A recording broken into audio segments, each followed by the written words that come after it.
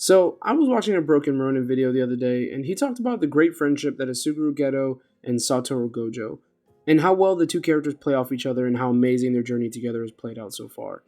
Bleach has similar situations, but I can only think of two that reach that level of writing. Before we go ahead, make sure to hit like and subscribe, and watch out for spoilers here, you've been warned. Now, I know some of you or most of you will probably jump to Uryu and Ichigo, but sadly Uryu and Ichigo have their moments where they are at odds, but that dynamic never actually reaches any tangible feelings, at least at this point in time. The Thousand Year Blood War anime may make changes to this particular storyline, as it already has to this point, but at this point of recording, the Thousand Year Blood War anime isn't even close to completion, so we shall see if it changes. It mainly never reaches this height because at no point are you convinced Uryu is actually turned traitor.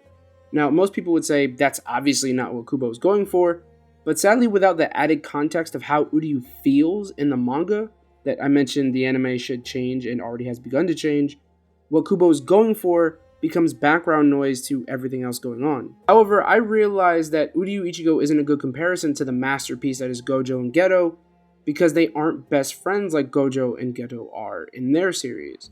No, Ichigo's best friend isn't Uryu, it's Sato, and always has been and will be Sato. Now, I'm not digging at Uryu, do not take this as a dig at Uryu, this is me stating a fact that Kubo himself acknowledges in the manga.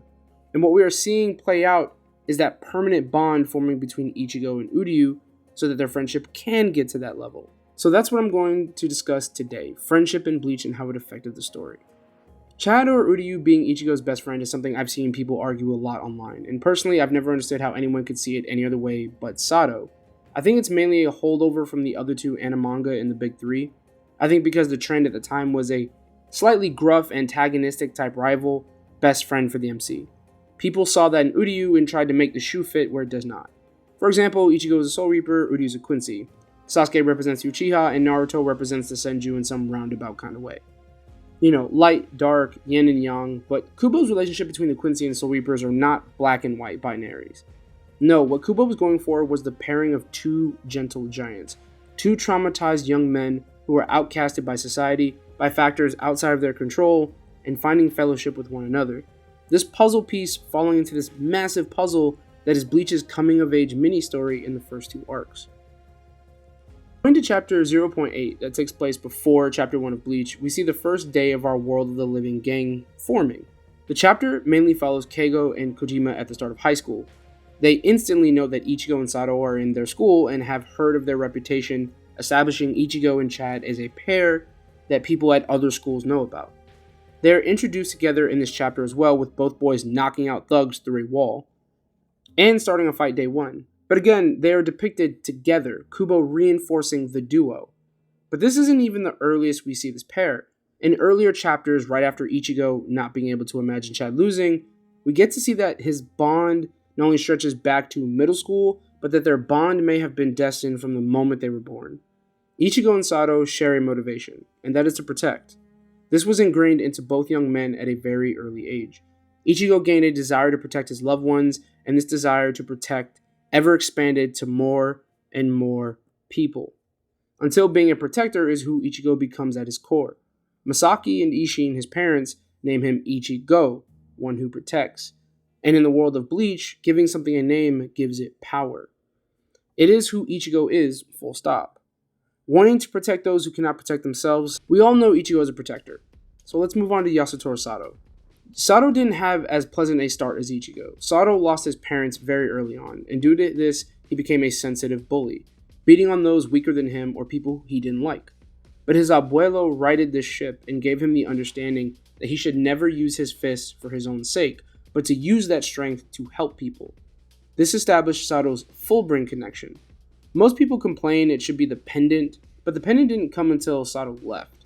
The first thing Joaquin instilled in Sato is a pride for his skin, for his body, the instrument in which he protects people with, his gift from God, if you will. Sato's pride is his emotional trigger for his full brain, something he tells to Ichigo, and Sato knows it will be Ichigo's trigger as well. They are connected by pride, and Chad particularly pride in himself. Kubo is always paralleling their power. I'll get on that a little bit later. Speaking of names, talking about Ichigo, For Sato, this may be a reach, but Sato is the famous tea serving ritual performed in Japan. In this ritual, guests are served first, but also served in order of age, which may be a nod to Sato not only putting others first, but to his abuelo passing down his way of life to him, the way of tea. But when it's time to protect, the Yasutora, or the tiger, comes out. But moving on to why I say they were destined to be friends is because both boys then proceeded to lose the fulcrum in their life, their cores, which left them lost again. All they were left with is the desire to protect. And once Sato moved back to Japan and into the same class as Ichigo, well, it was fate. Two boys whose entire life goal is to protect those who are in need of it, those who are constantly isolated, harassed, and attacked for just being what they are. They could only ever find true friendship and purpose in one another. I think this destined fate is exemplified by Ichigo and Sato realizing this fact the very first time they even conversate. When Ichigo gets jumped by high schoolers on his way to school for having orange hair, Sato is passing by and saves Ichigo, who is getting beat in the head with a rock.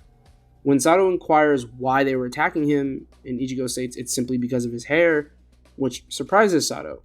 But what really gets to Sato is Ichigo stating that Chad himself must also experience the same thing, which shows that Ichigo not only sees a similarity in Chad, but that both boys understand each other on a fundamental level. But the friendship didn't exactly start here. They weren't exactly best buds yet. Ichigo returns the favor later that same year by protecting Sato, who he notes wasn't defending himself. This is where Sato opens up about his abuelo and his past and where he is from. The boys end up leaving, and their bond now grows a bit deeper. But as most of you may know, it wasn't until the next day that Sato and Ichigo's friendship is etched into eternity. Sato, being reckless, walked home from school by himself and was jumped again by thugs who belonged to the same gang as yesterday. Their boss is about to destroy Sato's pendant, which is a memento from his grandfather. The pendant is saved by Ichigo, and after one of the coolest flexes ever, Sato and Ichigo make a promise.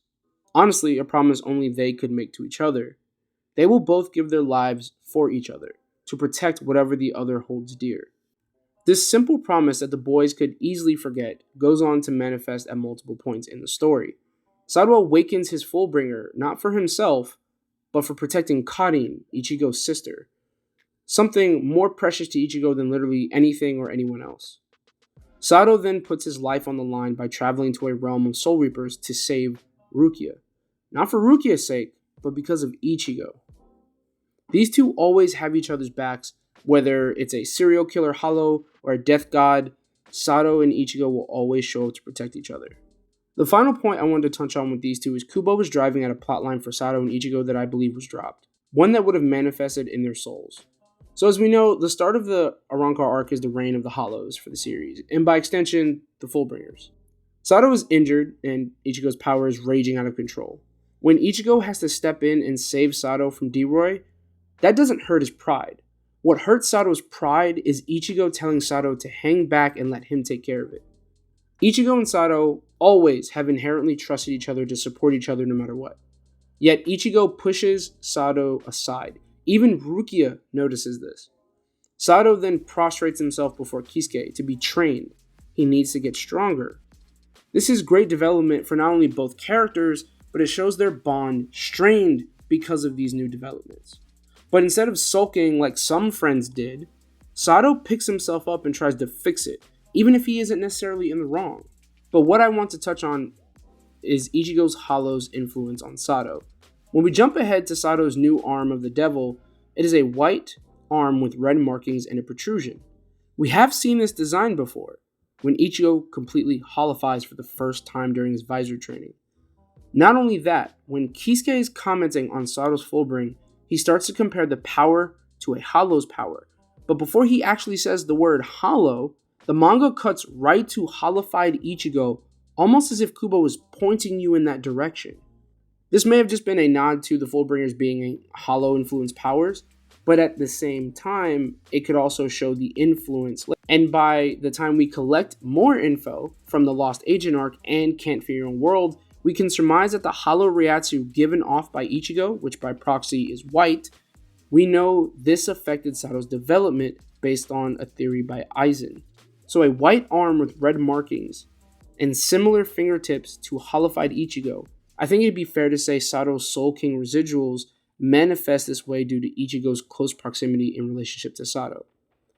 This again comes full circle when Sato helps Ichigo unlock his clad type Fullbring, which is the exact same type as Sato's. And remember, they activated this through the sense of pride.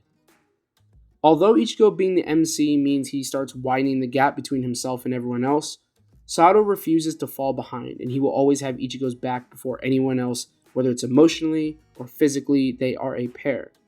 Yasutaro Sato and Ichigo Kurosaki are not two sides of the same coin, or two peas in a pod. They are two heavenly bodies locked in each other's orbit, always watching out for each other, always affecting each other. Now, if you ship them, great, do you. But I think they are the ultimate best buds in the series. Probably until that Kisuke Yoruichi backstory drops. Thank you for watching. I hope you enjoyed the video. Don't forget to like and subscribe, please, and let me know what you think. Is Uryu Ichigo's best friend, or is it Chad? Or is it Rukia, the deuteragonist of Bleach? If you don't think she is, I got a video coming for you. Alright, let me know. Y'all have a good day. Bye.